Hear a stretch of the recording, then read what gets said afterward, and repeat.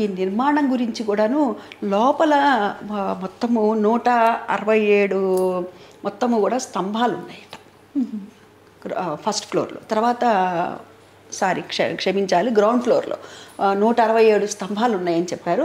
తర్వాత మొత్తము అంతా కూడా శిల్పాలు చూస్తే 3600 శిల్పాలు ఉన్నాయట మొత్తము.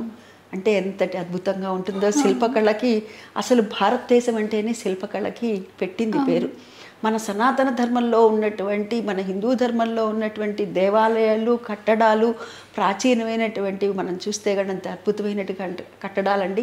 మనం అనుకుంటూ ఉంటాము ఇది ఎంత అద్భుతంగా కట్టారో, ఎవరు ఎంత బాగా శిల్పి ఎంత బాగా చెక్కారో అని అనుకుంటూ ఉంటాం.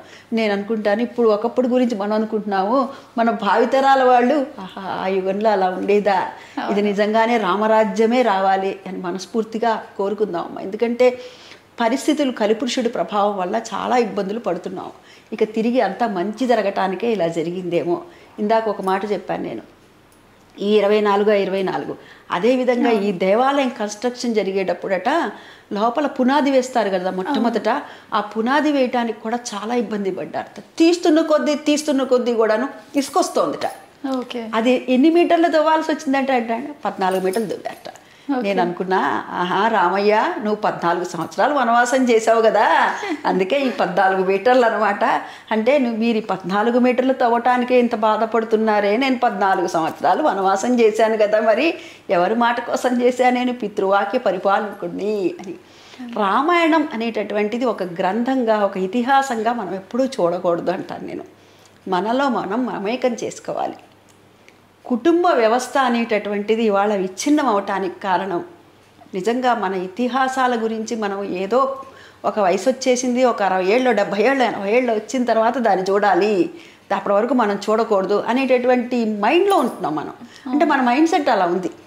నేనేమంటానంటే చిన్న పిల్లలప్పటి నుంచి కూడాను పూర్వపు వాళ్ళు ఎలాగైతే మా అమ్మమ్మలు మా నాయనమ్మలు వాళ్ళు మాకు ఎలా కూర్చోబెట్టి చెప్పారో అలా అందరూ చెప్పాలి. ఉమ్మడి కుటుంబాలు లేకపోవటం, చెప్పేటటువంటి వాళ్ళు లేకపోవటంతో జరుగుతున్నటువంటి దౌర్భాగ్యం ఇది అనిపిస్తూ ఉంటుంది. తండ్రి పట్ల ఎలా ఉండాలి, తండ్రి పిలిచాడు, నాయనా తెల్లవారి నీకు పట్టాభిషేకం రా అన్నాడు. అలాగే నాన్నగారు అన్నాడు.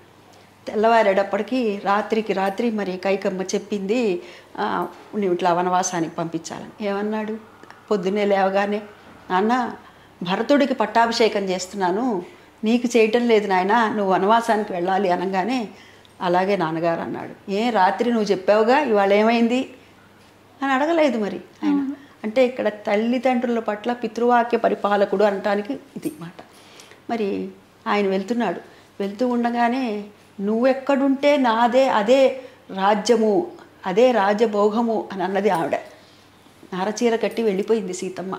ఇక్కడే ఉంటాను, లేకపోతే కనుక నువ్వు వచ్చే 14 ఏళ్ల వరకు నేను నా పుట్టింటికి వెళ్ళి రాజభోగాలు అనుభవిస్తాను, ఇట్లాంటివి ఏమి అనలేదు ఆమె. భర్త ఎక్కడుంటే అక్కడే అన్నది.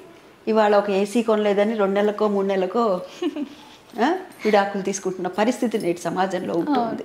అంటే రామాయణాన్ని మనం మమైకం చేసుకుంటే కనుక, అర్థం చేసుకుంటే ఇటువంటి పరిస్థితులు రావు. మరి అన్నదమ్ములు సరే ఏదో పెద్దవాడు కదా అని చెప్పి అన్నగారికి ఒక గజం ఎక్కువ ఇస్తే తమ్ముడు పోట్లాడతాడు. సరే చిన్నవాడు కదా పాపం వాడికని ఒక గజం ఎక్కువ ఇస్తే ఈ అన్నగారు పోట్లాడతాడు. ఇవాళ పరిస్థితులు అలా ఉన్నాయి. ఏమన్నాడు ఆయన, అన్నగారు నీతో పాటు నేను కూడా వస్తున్నానని చెప్పాడు లక్ష్మణుడు వెనకాలే. మళ్ళీ వచ్చి కంటికి రెప్పలా కాపాడుకుంటాను అని అనుకుంటూ వచ్చినప్పుడు నిద్రపోతే ఎలా అని చెప్పి ఆ నిద్ర బాధ్యతనంతా కూడా ఊర్మిళకి అప్పచెప్పాడు. నువ్వు పడుకో, నేను వచ్చేదాకా 14 సంవత్సరాలు నేను నిద్రాహారాలకి దూరంగా ఉంటాను, నేను నిద్రపోను అని చెప్పడం జరిగింది అక్కడ. అంటే వారి సేవలోనే ఉంటాను. అంటే ఇక్కడ అన్నగారి తమ్ముడు అన్నగారి పట్ల ఏ విధంగా ఉండాలి. తర్వాత మనందరికీ తెలుసు హనుమంతుడు.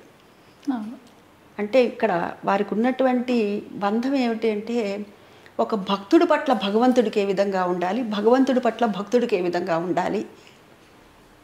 వాలి సుగ్రీవులు మనకి రామాయణంలో వాల్మీకి రాసేటప్పుడు చూసారమ్మా, కేవలం రాముడి గురించి గొప్పతనాల గురించి గుణగణాల గురించి రాసి వదిలేలా ఆయన రామ లక్ష్మణుల గురించి చెప్పారు, వాలి సుగ్రీవుల గురించి చెప్పారు. ఎందుకు చెప్పారు, వారు ఎందుకు రాశారు అలాగంటే, ఇది నేర్చుకోండి ఇది నేర్చుకోకండి అందుకని రాశారు.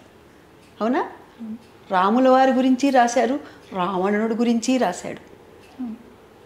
అంటే రాముడి యొక్క ఇది గొప్పతనం అది. సబ్స్క్రైబ్ చేయండి. Please do subscribe to.